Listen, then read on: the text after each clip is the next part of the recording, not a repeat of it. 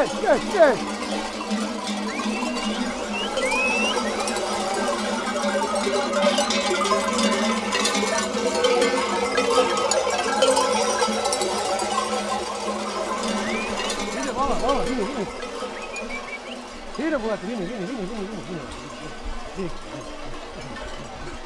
ovelles, quan es comença la transhumància i això, no es poden deixar mai. Ja es frisen per marxar a la muntanya. Saben que és el seu dia, és el dia de la llibertat, de passar un estiu bo, i segurament que mentre hem anat a sopar han remenat aquí, han rementat la pleta i ja marxaven un tros amunt. Però bueno, quan les he renyat han baixat corrents i s'han tornat a ficar a la pleta. Han d'esperar demà. Ara és una cosa rara, això de la transhumància, però és que fins fa poc encara veies a passar molts ramats. Bueno, molts no, però alguns, quan feien ramades per aquestes muntanyes. I ara, doncs sí, aquest és l'únic ramat que volta per aquesta comarca.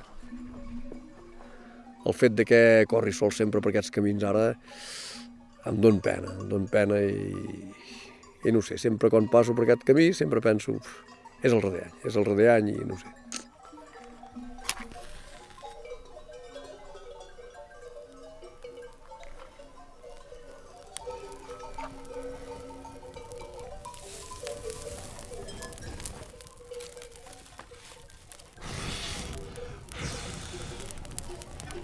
Nit de rumiar, com anirà el viatge, com anirà això, com anirà allò, però de molta soledat. És una nit, mira, és maca perquè encara pots continuar un any més, però demà començarà el dia i arrencarem cap a la muntanya.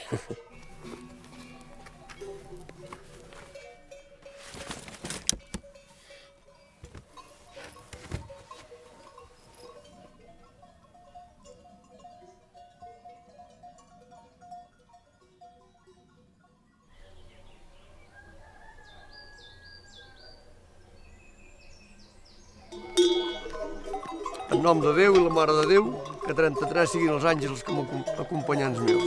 Que no sigui mort ni pres ni de cap mala nova es comès. Cans i llopres dents serrades, lladres i traïdors les mans lligades.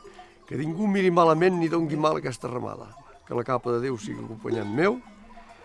Junt amb la de la Verge Maria, que acompanyi els ramats i els pastors, tant de nit com de dia. Bon, doncs ja està. Tinguem bon viatge.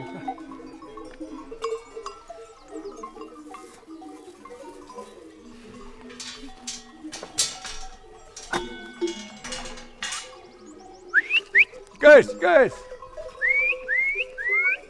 Ai, vine! Ai, vine! Què és?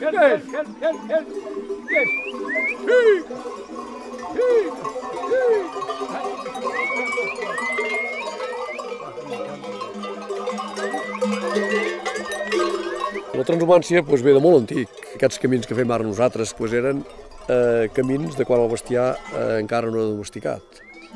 A l'estiu, on hi ha l'herba bona i fresca a les muntanyes, doncs cap a les muntanyes.